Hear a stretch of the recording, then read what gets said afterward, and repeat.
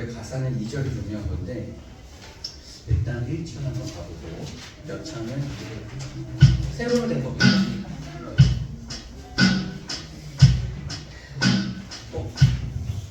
제가 하나 더 있습니다.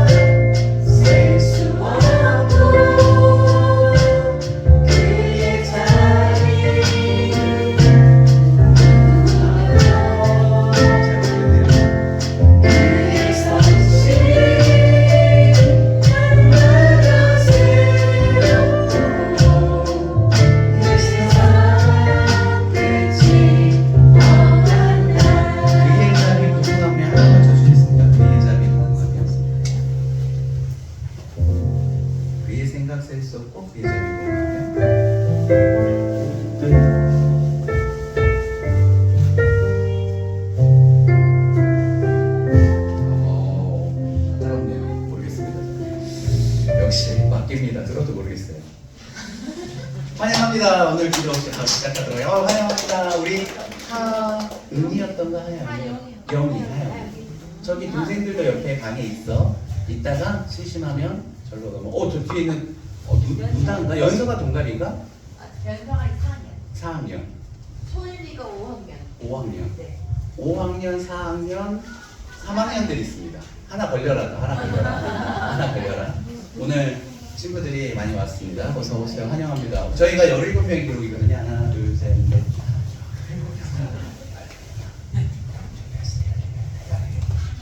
17명 동물인가요? 진짜로?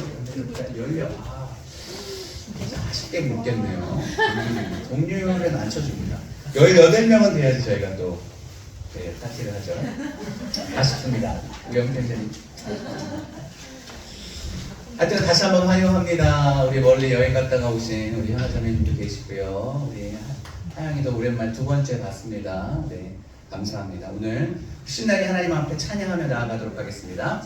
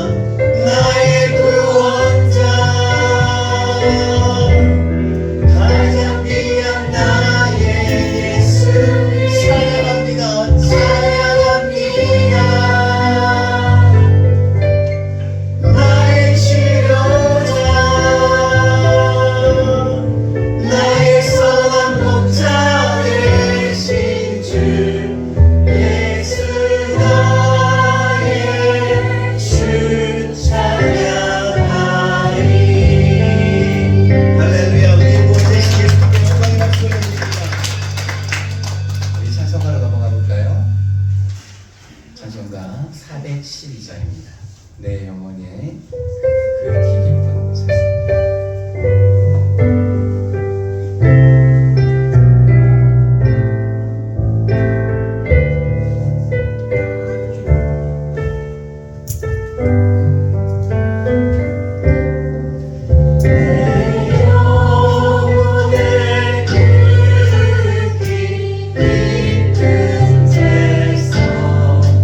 맑은 바람이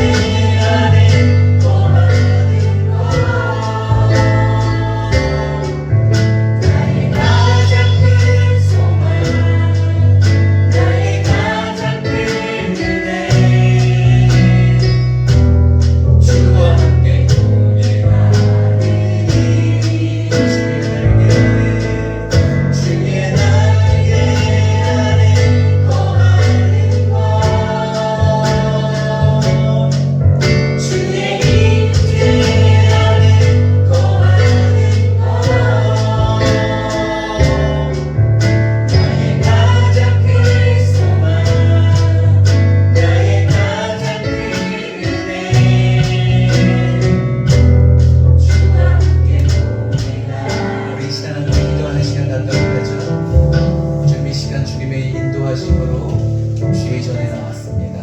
하나님을 부르고 하나님을 예배하는 예배의 처소로 나왔습니다. 이 모습 그대로 사랑하여 주신다고 말씀하시니 참으로 감사합니다. 내 있는 모습 그대로 품어주시고 나의 연약함까지도 품어주시고 나의 죄된 모습까지도 모든 것 품어 안아주시니 참으로 감사합니다. 그런 하나님을 경험하며 가리지 않고 숨기지 않고 다 내 모습 드러내고 주님 앞에 나아가기로 합니다. 예수의 보혈이 우리의 모든 죄를 사하시고 이 시간 정결케 이름으로 이 시간 임재하시는 주님의 영광 가운데 거하기를 소망하오니 주여 크신 은혜 내려 주시옵소서. 우리 예배를 사모하는 마음으로 함께 기도하며 나아가도록 하죠. 함께 기도하십니다.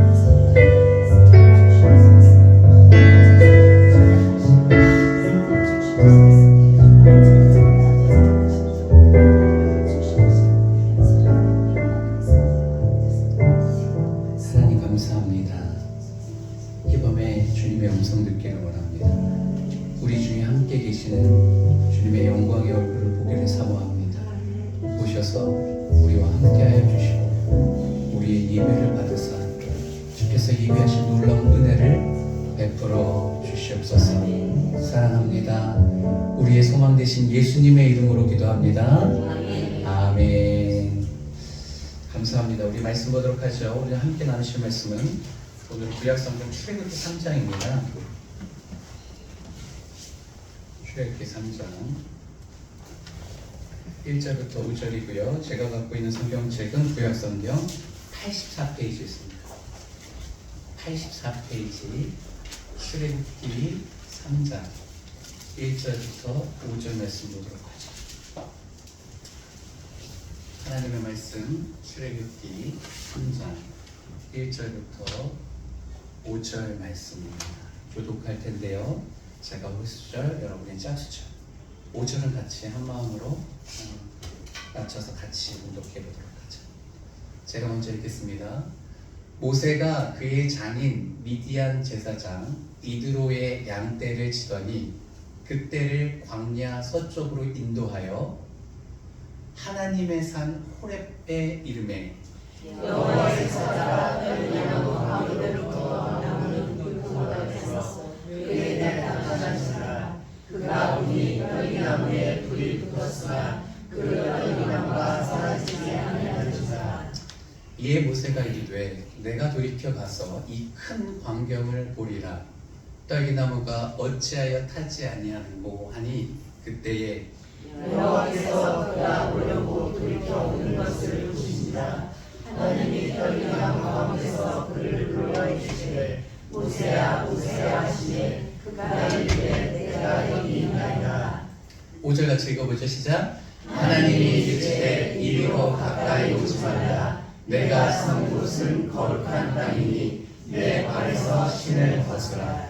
아멘. 오늘 말씀은요 출애굽기 3장 1절부터 5절 본문으로 광야에 서 있습니까? 광야에 서 있습니까? 라는 질문을 제목으로 함께 은혜를 나누려고 합니다. 같은 시간 같은 공간에서 한 하나님을 예배하는 저와 여러분들에게 하나님의 크신 은혜와 하나님의 크신 사랑과 하나님의 크신 능력과 크신 축복이 함께하기를 주님의 이름으로 축원합니다. 아멘. 주님의 이름으로 축원합니다. 아멘. 주님의 이름으로 축원합니다. 아멘. 제가 2020년 1월 달이었던 것 같아요. 새해가 되면서 이스라엘과 팔레스타인의 단기 선교를 다녀왔습니다. 모든 것이 새로웠죠. 이스라엘을 처음 방문했고 또 팔레스타인 지역에 직접 들어가서 거기서 현지인들과 함께 생활했으니까요. 근데 뭐니 해도 모든 것이 인상적이었지만 제 눈에 가장 인상 깊게 보였던 것은 광야라는 곳입니다. 예루살렘 성벽도 아니었고 만화의 다락방도 아니었고 다윗의 궁전터도 아니었고 그냥 광야라는 것 자체가 제 눈에는 너무 신선하게 보였습니다. 물론 차를 타고 이동했죠. 택시를 타고 한 7인승 뭐 이런 택시 다 차에서 움직이는 택시가 있어요. 저희 목사님 셋 현지인 이렇게 섞여가지고 택시를 타고 광야를 지나간 적이 있는데요. 그걸 보면서 제 상상과 조금은 달랐어요. 물론 우리가 생각하는 것처럼 그것은 메마른 땅입니다. 물도 구하기 어렵고 생물도 간혹 있지만 보기 쉽지 않은 척박한 땅입니다. 그런데 제 눈에 생소했던 건 뭐냐면 그 광야의 높낮이에요. 저는 약간 사막 비슷한 돌만 있는 정도의 곳이라고 생각했는데 기본 사막의 돌산 정도 있는 곳이라고 생각했는데 계곡 산이 이렇게 뭐라 그러죠? 골짜기가 굽이쳐 흘러요. 그래서 그냥 걷기가 굉장히 어려운 거. 물론 능선을 따라서 도를 만들어서 그 주변을 가긴 하는데 광야 한 보판을 통과하지 못합니다. 그만큼 길을 낼 수 없는 곳이고 굉장히 높이가 있기 때문에 앞에 산이 가리고 있어서 그리고 계곡 따라 가더라도 꼬불꼬불해서 그 길이 굽어지는 마지막까지 가기 전까지는 앞에 뭐가 있는지 전혀 보이지 않아요.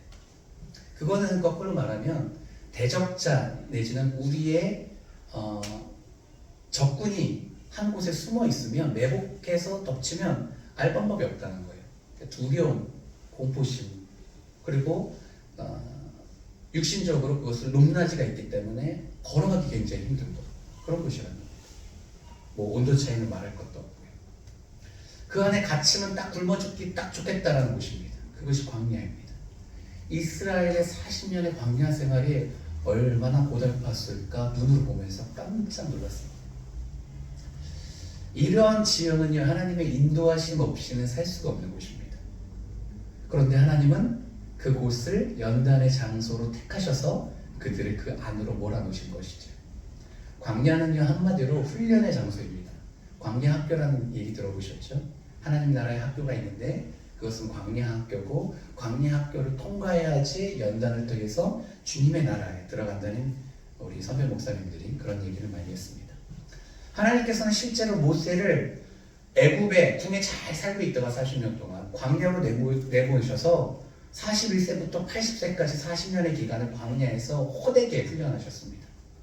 또한 이스라엘 백성을 그 모세가 다시 애굽에 들어가서 40년 동안 200만의 인구가 거기서 떳떳이 생활을 하면서 하나님을 어떻게 예배해야 되는지, 하나님과 우상이 무엇이 다른지를, 하나님의 말씀으로 어떻게 생활해야 되는지를 광야에서 혹독하게 연단시키셨습니다.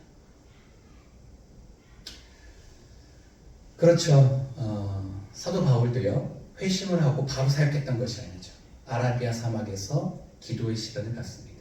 세례 요한도요 광야에서 인고의 생활을 지내다가 예수님이 오시기 전에 이렇게 반짝 사역을 하게 됩니다. 예수님도 광야에 들어가서 40일간 줄이시면서 금식하시면서 자신의 사역 이전에 기도로 훈련하시는 것을 보니 이 광야라는 것은 확실히 하나님께서 훈련하는 장소가 맞는 것 같습니다. 여러분 만약 내일에 대한 삶에 대한 예측이 어려워서 조금 불안한 마음이 계십니까? 내가 무엇을 먹고 살아야 될지, 내가 가정을 어떻게 꾸려야 될지, 그죠? 그런 마음이 있다면 지금 광야와 같은 생활을 하고 계시는 겁니다. 아무리 열심히 일해도 늘 부족하고 빈곤하고 결핍이 있어서 생활하는 게 빠듯해서 정말 하나님의 도우심이 없으면 양식이 날마다 일용할 양식을 먹기가 어렵다라면 여러분은 영적으로 지금 광야 같은 곳에 서 계신 것이랑 마찬가지인 것입니다. 그 우리가 지금 여기서 말하는 광야는 가시적으로 눈에 보이고 지형적으로 험한 곳이 아닌 우리 삶의 영적인 삶의 터전을 말하는 것이고, 그런 영적인 삶의 터전에서 궁핍하고 긴장되고 두렵고 막막한 상황 속에서 하나님께서 우리를 그곳에 두시는 것은 다 이유가 있다는 것을 오늘 말씀을 통해서 보려고 합니다. 왜 우리 하나님은요 메마른 땅에 우리를 두실까요? 분명히 우리 아버지신데 왜 그러신지 오늘 말씀을 통해서 보려고 합니다. 오늘 말씀은 출애굽기 3장입니다. 그렇죠? 애굽에서 이스라엘 백성들이 애굽을 나와서 광야 생활하는 것이 출애굽기 이야기죠. 그런데 그 시작은 모세로부터 시작합니다. 모세를 하나님께서 부르셔서 모세가 이 광야에서 하나님을 만나게 됩니다. 우리 모세의 얘기는 교회를 다니시지 않아도 한 번 정도는 다 들어보셨을 겁니다. 그는 원래 히브리 사람이었는데 왕이 히브리 사람들을 다 진멸하려고 남자아이들을 죽이려고 하죠. 근데 참 드라마틱하게도 그가 그 바로의 공주의 양자가 되어서 왕국에서 왕자로 생활하게 됩니다. 그렇게 40년을 살게 되죠. 그러나 살인을 저지르고 광야로 내쫓기게 됩니다. 그렇게 40년을 살았고 또 광야에서 그냥 떠돌이처럼 40년을 살게 되는데, 그 40년을 살면서 이전에 자기가 1살부터 40살까지 살았던 그 화려했던 왕궁의 생활은 다 이제 무효가 된 거죠. 없어졌습니다. 자신의 모든 자아를 내려놨습니다. 이제는 일개 목자일 뿐입니다. 그런데 그 목자의 생활을 하다가요, 하나님께서요 어느 날 80세가 되었을 때 광야에서 만나 주십니다. 우리 2절 말씀 한번 읽어보도록 하겠습니다. 2절 같이 읽어볼까요? 시작. 여호와의 사자가 떨기나무 가운데로부터 나오는 불꽃 안에서 그에게 나타나시니라. 그가 보니 떨기나무에 불이 붙었으나 그 떨기나무가 사라지지 아니하는지라. 하나님은 보이지 않는 존재인데 눈에 보이는 나무 가운데 불이 붙었고 그 안에서 그에게 나타났다. 불꽃 가운데 나타났다는 거예요. 불이 붙었는데 나무가 타지 않는 거예요. 권사님 어서 오십시오. 권사님까지 17명인지 18명인지 나중에 한번 세어봐야 되겠습니다. 만약에 18명이면 다음 주에 제가 피자를 싸겠습니다. 실은 저는 치킨보다 피자 좋아하거든요. 근데 이게 치킨 파티가 돼가지고요, 제가 재미가 없어서 다음에는 피자도 한번 사서. 네. 불꽃 가운데 하나님께서 임하셔서 그를 부르십니다. 불은 가시적인 모양이고요, 소리도 들립니다. 모세야, 모세야.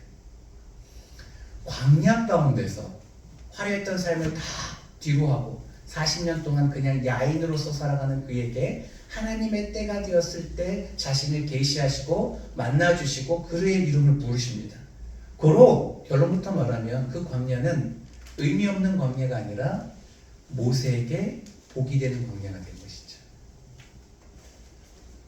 돌이켜보면 지나온 삶이 늘 불안했던 것 같습니다. 겉으로는 당당하고 평안한 것 같고 여러분에게 멋져 보이려고 비전을 얘기하는 것 같지만 내 스스로에게는 불안함이 있었어요. 아내한테도 말하지 못하는, 늘 든든해야 될 것 같고 등치해야 될 것 같고 신앙이 있어 보여야 될 것 같지만 내 안에는 이 한치 앞을 볼 수 없기 때문에 두려움이 있었지만 하나님께서 그 가운데서 저와 여러분을 만나주실 줄 믿습니다. 첫 번째, 하나님께서는 왜 우리를 광야로 인도해 내셨을까요? 우리가 먼저 주목해야 될 것은 광야로 우리를 나오게 하시니까 바로 하나님이라는 거예요. 그 주체가. 1절 말씀 읽어보도록 하겠습니다. 1절 같이 읽죠. 시작. 모세가 그의 장인 미디안 제사장 이드로의 양떼를 치더니 그 떼를 광야 서쪽으로 인도하여 하나님의 산 호렙에 이르매. 이미 그는 광야로 나왔습니다. 겉으로 봤을 때는 살인을 저질러서 쫓겨난 것 같지만 그 모든 것이 하나님의 계획 가운데 하나님의 인도하신 가운데 있다는 것이죠.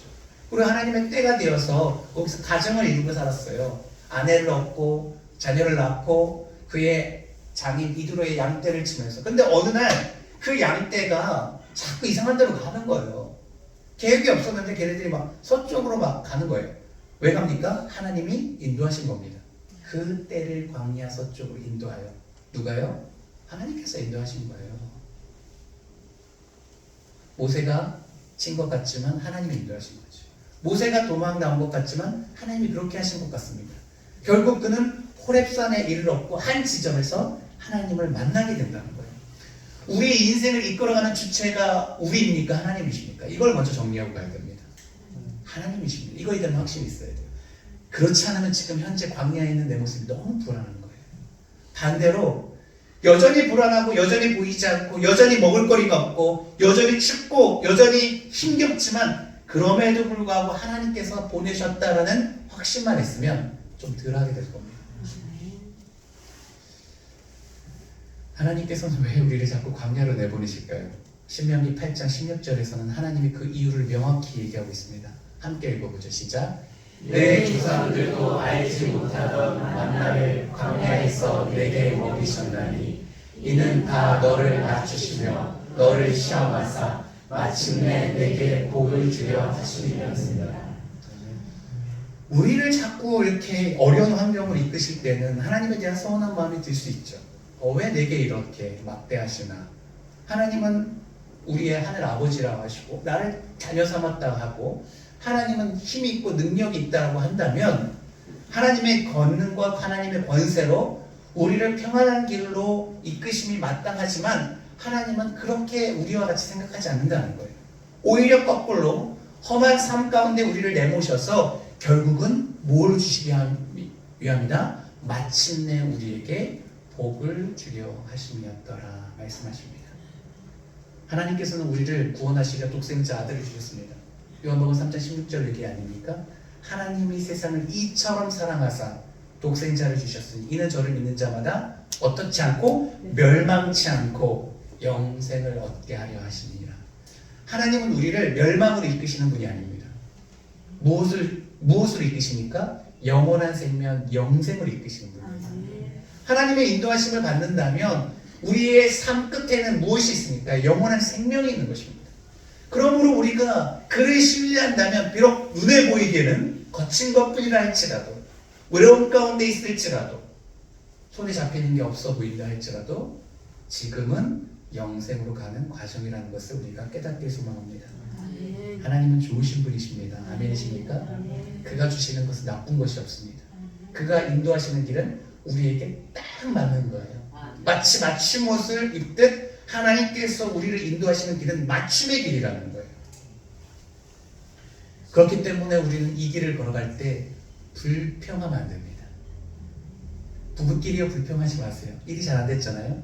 제가 못 돼가지고요. 안 되면 아내 탓이고 잘 되면 내 탓이라고 말하는, 내 덕분이라고 말하는 사람이에요. 완전 치사하죠.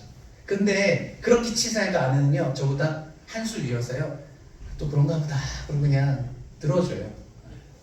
너무 심하면 그렇게 상대방을 마음 상하게 말하지 말라고 한마디 정도 해주죠. 말도 참 예쁘게 해요. 지내보면서 나보다 한 수 위다 제가 인정하지 않을 수 없는 거예요. 안 좋은 일이 있을 때요 서로 원망하고 불평하고 그 원인을 상대에게 찾지 마십시오.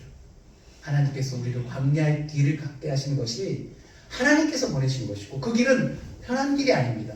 그럼에도 우리를 그 길로 가게 하시는 것은 복을 주시기 위함이다라고 신명기 8장 16절에 기록하고 있으니 꼭 기억하시면 좋겠습니다. 8이 16, 신명기 8장 16절. 두 번째, 하나님께서 우리를 광야에 두신 이유는 우리가 낮아질 때 하나님이 우리를 찾아오시기 위함입니다. 2절 말씀 아까 읽어봤지만 다시 한번 읽어보도록 하죠. 2절 있습니다. 시작. 여호와의 사자가 떨기나무 가운데로부터 나오는 불꽃 안에서 그에게 나타나시니라. 그가 보니 떨기나무에 불이 붙었으나 그 떨기나무가 사라지지 아니하는지라. 팔레스타인 지역 제가 조금 시간이 지나서 그 동네 이름이 기억나지 않아요. 세겜 지역, 지금의 나블루스라고 하는 아주 큰 도시 에벨산 이렇게 밑에 있는 아주 멋진 도시인데 거기서부터 제가 택시를 타고 한 2-30분 갔던 것 같은 언덕 위에 있는 조그만 동네였습니다. 가서 친구를 만나고 그 친구가 동네를 소개시켜 주는데 올리브 나무가 오래됐다고 그걸 자랑하더라고요. 제가 이렇게 이렇게 끌어안고 사진 찍은 거였는데 손이 닿지 않는 아주 굵은 올리브 나무예요. 올리브 우리가 이제 올리브유 할 때만 이렇게 봤는데 막상 큰 나무를 보면 굉장히 고급지고 멋지고 뭐 약간 그리스풍의 약간 그런 게 있어요. 존재감이 있어요. 하나님이요 그 멋진 올리브 나무에 임하지 않으셨어요. 어떤 나무에 임하십니까? 떨기나무는 그 동네에 있는 그냥 발에 치이는 가시덤불이에요. 그냥 완전 존재감 없어요. 동네 사람들이 쳐주지 않는 거예요. 떨기나무가 뭐냐고 물어보는데 그거 모아서 뭘 하냐고 저 바닥에 그냥 기어다니는 애들이 떨기나무라는 거예요. 하나님은요 신기하게 하나님의 임재를 떨기나무 존재감 없는 그곳에 임하십니다. 그런데 왜 그 떨기나무가 우리에게는 유명한 나무가 되었습니까? 하나님이 임하셨기 때문에 그런 거예요. 하나님의 임재가 있는 곳에 놀라운 역사가 일어납니다. 그런데 하나님은요 희한하게 존재감 없는 곳에 임하시지 낮은 곳에 임하세요.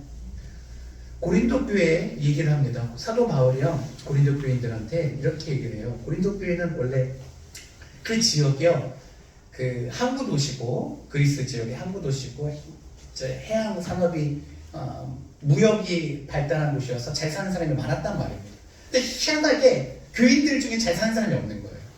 야 니네들 우리 서로 봐봐. 서로 찾아봐봐. 우리 중에 능한 사람 도대체 어디 있어? 부자가 어디 있어? 출세한 사람이 어디 있어? 고린도후서 말씀 한번 띄워주시겠습니까? 고린도전서 1장 26절입니다.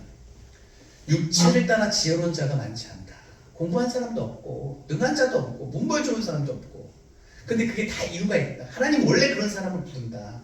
그런 사람을 불러서 은혜 주시고 능하게 하시고 오히려 세상적으로 능한 사람, 출세한 사람, 권력 잡은 사람, 진짜 피지컬적으로 멋져 보이는 사람, 아름다운 사람을 오히려 부끄럽게 하게 함이 위함이다. 하나님은요 약한 곳에 임합니다.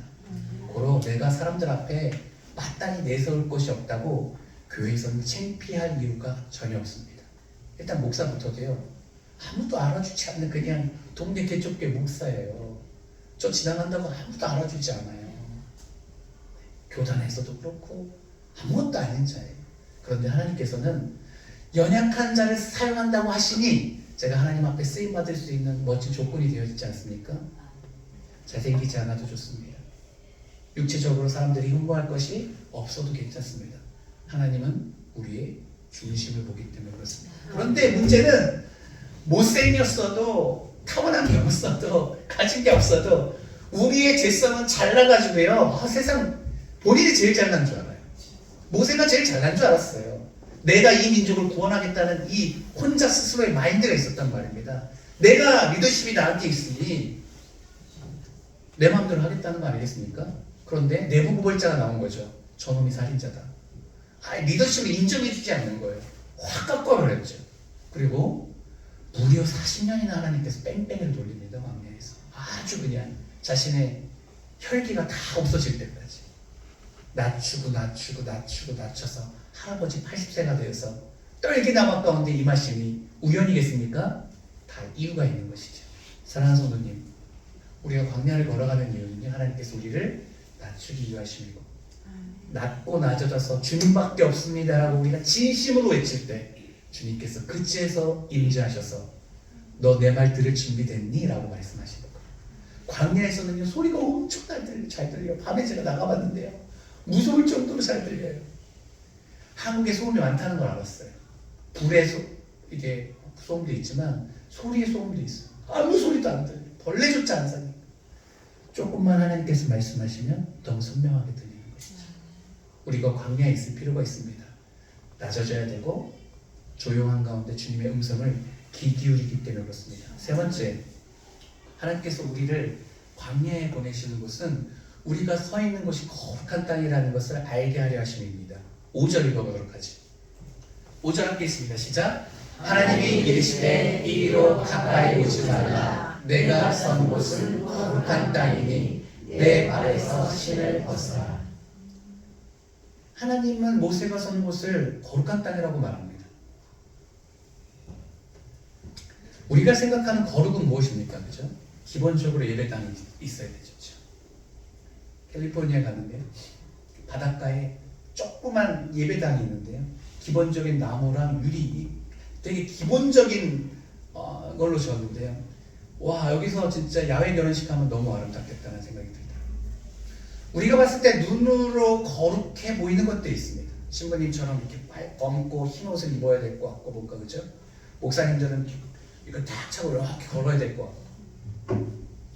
하나님은요, 모세가 서 있는 그 땅이 거룩하다 말합니다. 근데 그 땅은 무슨 땅입니까? 그냥 광야뿐이에요. 앞서 얘기한 것처럼 하나님이 그곳에 임하셨기 때문에 그 땅은 거룩한 곳이 됩니다. 우리가 직장을 들어가잖아요. 그러면 많은 사람들이 직장을 우습게 생각합니다. 월급은 받으면서 때면 되면 내가 때려쳐야지. 상사 보기를 나보다 못난 사람이 먼저 들어와가지고 나를 힘들게 하는구나, 이런 생각 갖고 있어요. 제가 직장 생활을 하는데 어떻게 하냐고요? 부교육자 생활 해봤잖아요. 저도 나름 조직 같은 곳에서 살아봤어요. 조직 같은 곳에서 부교육자가 20명이었어요. 20명. 그곳에서 아침에 출근하면 똑같아요. 월차 쓰고, 부목사인데 월차 쓰래요. 월차 끼게 있었어요. 월차도 쓰고, 그리고 명절 되면 보너스도 받고, 똑같아요. 교회가 커지면요, 조직사회가 똑같아요. 그리고 밑에 사람 잘 부려야지 인정받고, 일을 할 때가 엄청 많이 주래요. 그리고 엄청 갈구래요. 그래서 제가 엄청 갈구했어요. 나보다도 나이 많은 여도도사한테 엄청, 좀만 늦으면 막 그냥 불같이하고, 예배 드리는데 딴짓하면 이렇게 돌아보잖아요. 저는 이제 일찍 예배를 드리죠. 그리고 딱 돌아보면 부교육자들이요, 다 어떤 마음이냐면 주일학교 전도사님이었었어요. 율동해서 TV 보면서 율동해서 예배 드려요. 본인은 안 드려. 본인 예배 안 드려요. 그리고 예배 시간에 본인 예배 준비하고 있어요. 방송실에서 잡담하고 있고. 그래서 성격이 좀 까칠해가지고 그런 거 가만히 보지를 못해요. 하도 잘 갈구니까 담임목사 엄청 좋아하더라고요. 급속성지 20명 중에 넘버원이 2년 만에 됐다는 거 아닙니까? 잘 갈궈서. 뭐냐? 처음에 들어가잖아요. 교회 알기를 우습게 합니다. 교육자들이. 목사님 알기를 우습게 알아요. 선임 알기를. 직장이나 교회랑 똑같습니다. 우리가 있는 곳이 거룩한 곳이에요. 어떤 마음이냐면 나는 곧 이곳으로 옮길 것이다. 더 좋은 교회로 갈 것이다. 그분들이요, 지금도 소식을 대충 하는데요, 사용 못해요. 사용 못해요. 허황되게 붕 떠 있는 거예요. 다른 데 가서 무엇을 하려고 하지 말고요, 집안에서 아내한테 남편한테 인정받아야 되는 거예요. 아멘. 다른 사람한테 잘하려고 노력하지 마세요. 아멘. 가정이 거룩한 곳이에요. 가정이 거룩한 곳이에요. 내가 일하고 있는 이 일터가 거룩한 곳이에요. 무슨 말인지 알겠습니까? 왜냐면 내가 그곳에 있고 광야와 같은 곳에서 주님을 만나고 주님과 함께 할 수 있다면 다른 장소가 아니라 내 삶의 터전이 하나님의 임재가 있는 곳이고 가장 아름다운 곳이라는 겁니다. 양화진을 가면 한국에서 선교 활동을 하다가 순교하신 분들의 이제 돌아가신 분들의 무덤이 이렇게 모여 있습니다. 그러면 한 분의 묘비에 이렇게 써 있어요. 나는 영국 분이셨어요. 웨스트민스터 사원에 묻히기보다 한국에 묻히고 싶다. 영국 사람들은 그곳에 묻히는 것을 사모하는데 이분은 자기에게 가장 거룩한 땅은 한국이고 조선을 위해서 선교하러 왔고 조선 땅에서 묻히는 게 가장 큰 영광이라 생각한 거예요. 왜냐하면 나는 이 땅을 사랑했고 이 땅에 있는 영혼들을 사랑했고 그렇기 때문에 내게 가장 거룩한 땅은 이곳인 거예요. 부모가 있는 고향도 아니고 내 자녀가 살고 있는 곳도 아니고 이곳에 묻히기를 원하는 것이죠. 왜냐하면 그에게는 그곳이 하나님의 임재가 있는 곳이었고 하나님과 동행하는 곳이었고 그것이 거룩한 땅이었던 것이죠. 사랑하는 성도님, 우리가 삶의 터전에서 주님을 만나야 됩니다. 아멘. 그것이 광야인 거예요. 다른 곳에서 만나는 거 아니에요. 내가 나중에 출세해서 머리도 뭐 이렇게 다르게 멋있게 하고 옷도 멋있게 출세한 것처럼 입고 좋은 집 좋은 차에 살고 그곳이 아니라 우리가 현재 살고 있는 이 삶의 터전이 저와 여러분의 거룩한 땅이 될 줄 주님의 이름으로 믿습니다. 아멘. 네 번째, 끝까지 주님을 바라봐야 됩니다. 4절 한번 보도록 하겠습니다. 마지막인데요. 4절입니다. 함께 읽죠. 시작. 여호와께서 그가 보려고 돌이켜 우는 것을 보신지라 하나님이 떨기나무 가운데서 그를 불러 이르시되 모세야 모세야 하시매 그가 이르되 내가 여기 있나이다. 모세는요 40년 동안 광야에 살면서 이전에 자기가 꿈꿨던 이스라엘의 리더로서 그들의 나라를 회복시킨 것에 대해서 어떤 마음을 품었는지 하나님을 향해 어떤 마음인지 잘 모르겠습니다. 그죠? 그러나 하나님은 모세를 계속 주목하고 계셨어요. 40년 동안. 그의 출생부터 하나님이 지켜주시지 않았습니까? 그의 자라는 과정, 엄마가 유모가 되고 엄마에게 민족 정신을 배웁니다. 율법에 대해서 배워요. 이 하나님의 나라의 회복에 대해서 꿈을 품게 됩니다. 그러나 혈기로 접근했다 실패했죠. 그리고 낙향에서 광야에서 떠돌이 생활하지만 그럼에도 불구하고 하나님은 그 이름을 잊지 않았어요. 모세라는 이름이요. 물에서 건져졌다는 이름을요. 하나님께서 건져주신 거잖아요. 우리는 살아가다가요, 하나님을 향해서 우리가 우리의 꿈을 잃어버린 것, 그쵸? 그럴 수도 있죠. 그러나 하나님은 모세의 이름을 잃어버리지 않고 그를 통해서 놀라운 역사를 계속 꿈꾸시고 기다리셨던 것처럼 여전히 하나님은 우리에 대해서 잘 알고 계십니다. 모세라는 이름을 하나님께서 모세야, 모세야 불렀을 때 뜨끔했을 거예요. 아, 80세 된 모세, 나를 하나님께서 기억하고 계시는구나. 고향으로 돌아가면 그 누구도 나 왕자 모세를 기억하지 못할 텐데 이 광야에서도 나를 기억하는 분이 계시구나. 그가 여호와 하나님이시구나. 그런데요, 히브리서 기자의 고백을 보면요, 모세 마음속 깊은 곳에 믿음이 있었어요. 보이지 않지만 언젠가 그래도 하나님께서 나를 찾으시고 나를 통해서 일하시겠구나라는 신락 같은 희망이 있었습니다. 히브리서 11장 27절 말씀 한번 보도록 하겠습니다. 함께 읽죠. 시작. 믿음으로 애굽을 떠나 왕의 노함을 무서워하지 아니하고 곧 보이지 아니하는 것을 보는 것 같이 하여 참았으며. 보이지 아니하는 자를 보는 것 같이 하여 참았으며. 하나님이 보이지 않지만 하나님이 언젠가 내게 나타나시고 나를 다시 들어 쓰실 것에 대한 막연하고 신락 같고 한 줄기 소망을 품고 현재 어려움의 목동의 목자의 삶을 살았다는 겁니다. 사랑하는 성도님, 우리가 바라봐야 할 분은 하나님 한 분밖에 안 계십니다.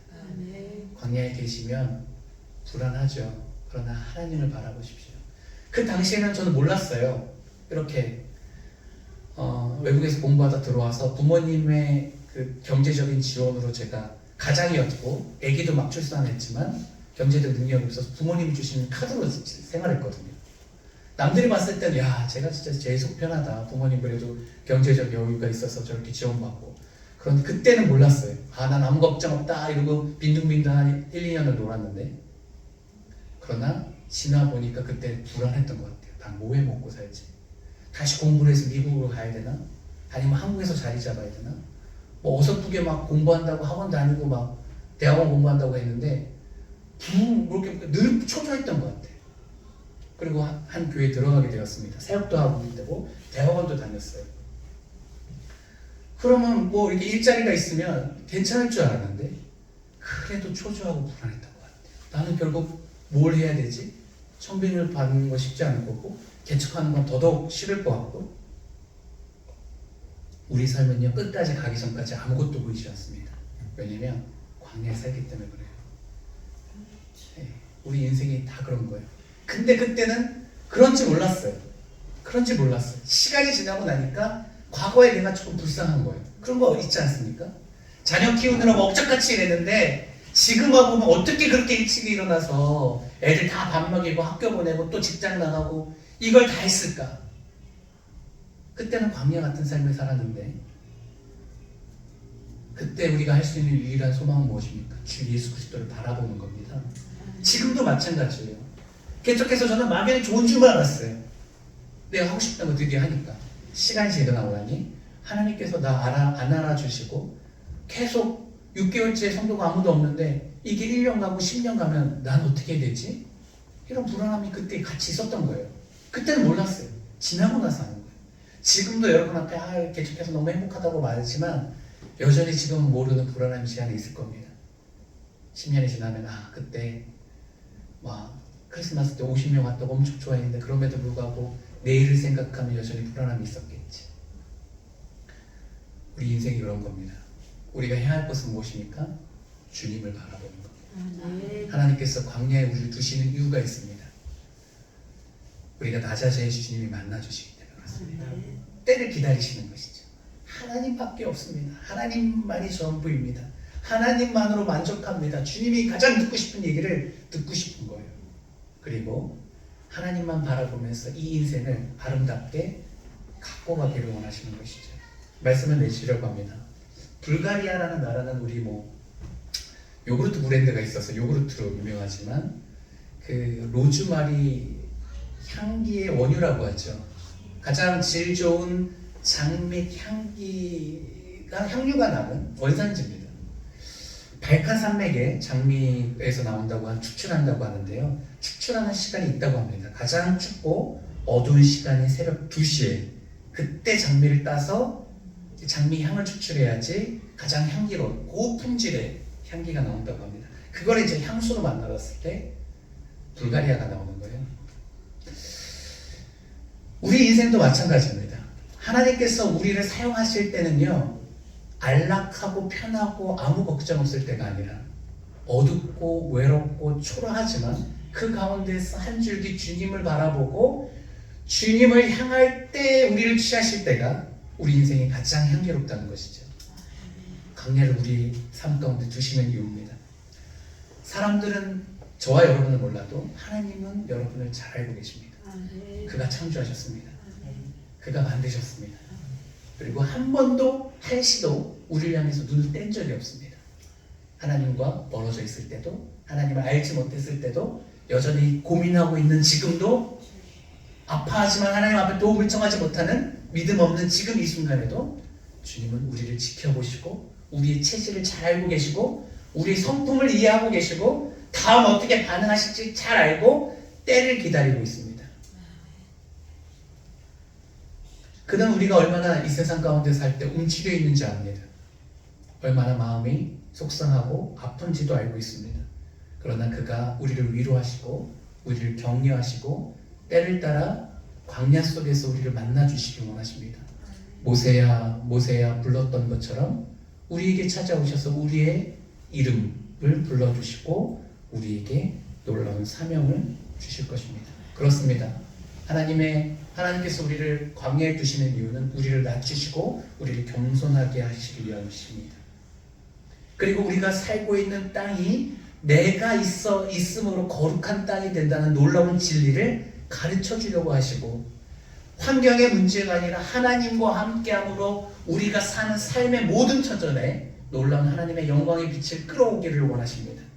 하나님과 만남으로 우리의 삶이 거룩해지고 그 거룩함이야말로 놀라운 역사를 이루는 가장 기본이 되는 것을 철저하게 가르쳐 주시기 위함입니다. 결국은 우리를 들어 사용하시기 위한 일련의 과정인 것이죠. 우리가 이 광야에서 주님을 만난다면 우리 인생은 완전히 새롭게 바뀔 것입니다. 내가 나를 부여잡고 있었던 그 자아가 아닌 나를 내려놓고 그 이전의 모세가 아닌 새로운 모세로서의 하나님의 들어 사용하심처럼 우리는 하나님 안에서 분명히 새로워질 것입니다. 이 밤에 주님을 만남으로 우리가 새롭게 되어지는 역사가 오늘 이 밤에 있기를 원합니다. 주님 충분히 피곤하시고 충분히 두렵고 충분히 외롭고 충분히 지친 삶을 살 텐데 단 하나를 위해서 우리가 집중해야 됩니다. 주님을 뵙기를 원하는 것이죠.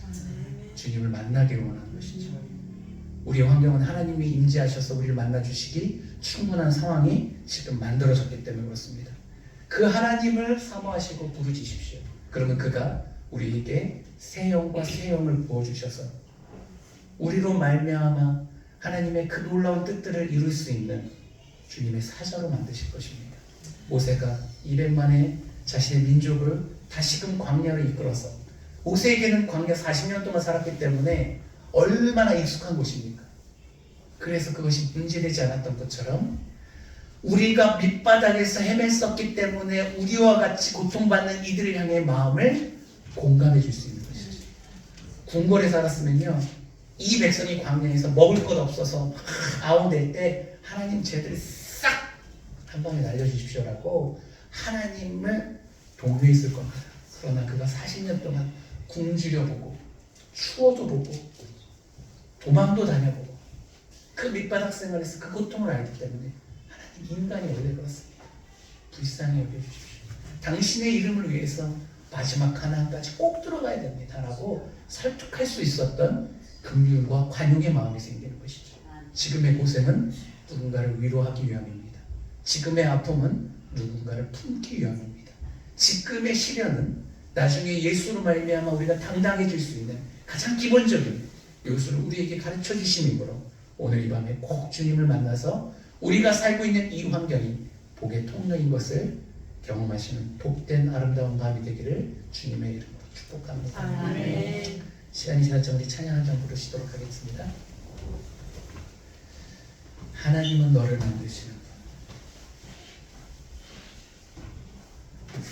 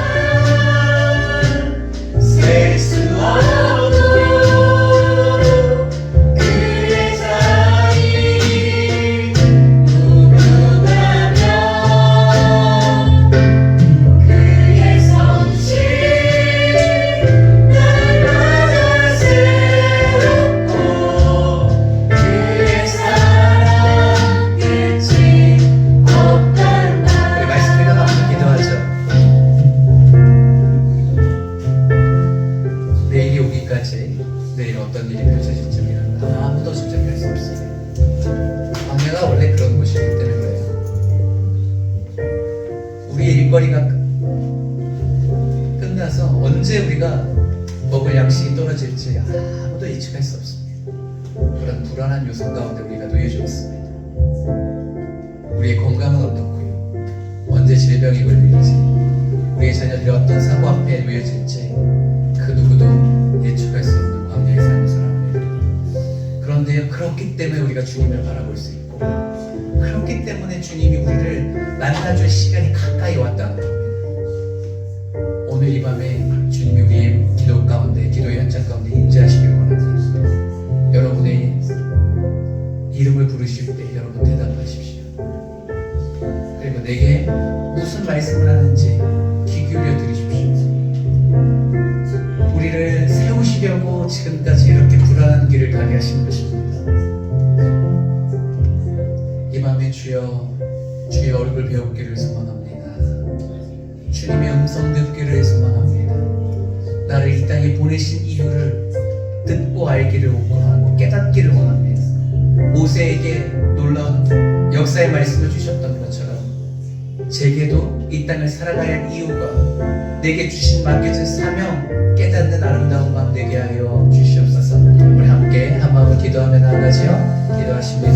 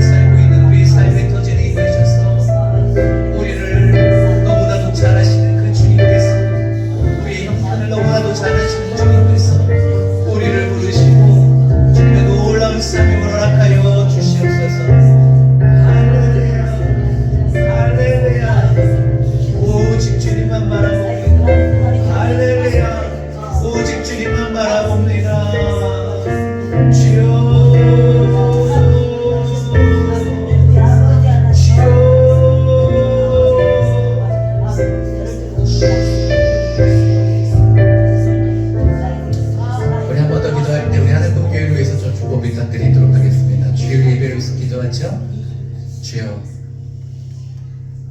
이곳에 임하소서. 거룩한 주의 날 주님께서 임재하셔서 이곳에 충만하여 주시옵소서. 하늘을 가르고 임하사 주 여호와의 영광으로 가득하게 하여 주시옵소서. 이곳에 그 누가 오든 하나님의 영광에 압도되게 하여 주시옵시고, 자신의 죄를 자복하고 탄복하며 회개하게 하여 주시옵시고, 주님의 놀라운 제3의 역사와 주 하나님의 영광 가운데 거하는 찬양하는 복된 예배자의 삶 살아가게 하여 주시옵소서. 우리 예배를 위해서 기도합시다. 평택 땅에 귀한 영혼들 보내어 주셔서 함께 예배하게 하여 주시옵시고, 정말 주님으로 새롭게지고 주님으로 회복되어지고 아버지 사명을 되찾는 놀라운 역사가 하늘 꿈교회 주일 예배 가운데 임재하여 주시옵소서. 우리 함께 주일 예배를 위해 기도합니다. 기도 부탁드립니다. 아버지 임하소서, 임하소서. 이곳에 주의 영을 주례합니다. 우리의 주 여호와의 성전에 하나님의 영광이 가득하게 하소서. 할렐루야, 할렐루야. 하나님을 알지 못하는 이 어두운 시대에 주 영광의 빛이 임함으로 이곳에 가득하소서. 이곳에 오는 자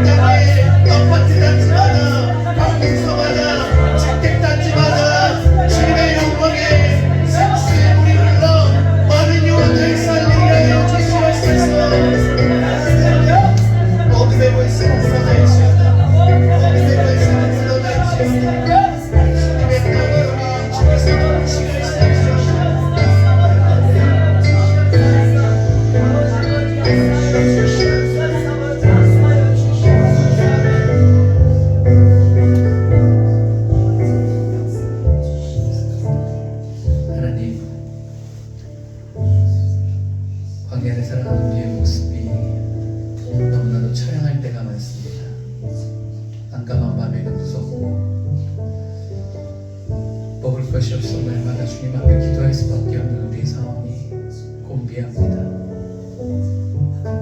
그러나 오늘 말씀처럼 광야를 인도하시니까 하나님이 이것을 믿고 확신함으로 신뢰하게 하여 주시옵소서. 아무리 힘들고 어렵고 겁나고 외로울지라도 불평하고 원망하는 것이 아니라 하나님의 선하심을 기대하고 하나님의 인도하심 가운데 서게 하여 주시옵소서. 사랑하는 우리 지체들을 향한 하나님의 신실한 뜻을 신뢰합니다. 때를 따라 주님께서 인도하여 주셔서 가장 좋은 길로 인도하여 주시옵시고 날마다 만나를 내려주셔서 아버지 하나님 우리가 굶지 않고 일용할 양식으로 감사하게 하여 주시옵시고 우리가 주님의 음성을 들을 때 주님께서 말씀하여 주셔서 응답의 기도를 드리므로 하나님의 말씀으로 인도함 받는 삶이 되게 하여 주시옵소서. 각자를 향한 하나님의 뜻을 아버지 하나님 우리가 깨닫기를 원합니다. 주여 말씀하여 주시옵소서. 우리가 무엇을 해야 되겠습니까? 우리가 어디로 가야 되겠습니까? 우리가 어떤 삶의 태도로 살아야 되겠습니까? 그때마다 부어주시는 하나님의 놀라운 은혜로 감사하며 감격하게 하여 주시옵시고 믿음으로 반응할 때 우리 삶 가운데 놀라운 열매들이 주렁주렁 맺힐 수 있도록 풍요를 허락하여 주시옵소서. 이 땅에 부흥을 기대하며 나아갑니다. 마지막 시대를 살아가는 우리들에게 긴박함과 절박함을 허락하여 주시옵소서. 어찌하면 나를 통하여서 아버지의 놀랍고 선하신 뜻이 이루어질까 기도함으로 아버지 하나님 주께서 응답하실 때 행동하는 자 되게 하여 주시옵소서. 천국은 진노하는 자의 것이라 말씀하셨사오니 날마다 주님의 나라를 얻기 위하여 내 모든 것을 버리고 주 예수 그리스도를 소유하며 망설이지 않게 하여 주시옵시고 우리의 연약한 결단 가운데 함께 하여 주셔서 삶의 아름다운 변화가 있게 하여 주시옵소서. 감사합니다 주님. 이 밤에 개인 기도로 나아갈 때 그 기도에 주목하여 주시옵시고 이루어지는 역사를 보게 하여 주시옵소서. 감사합니다. 감사합니다. 홀로 영광 받아 주시옵소서. 우리의 모든 삶의 희망 되시는 예수 그리스도 이름 받들어 간절히 기도합니다. 아멘. 아멘. 시간이 좀 지났네요. 각자 기도하시고 돌아가도록 하겠습니다. 우리 동탄팀 잘 들어가세요. 수고하셨습니다.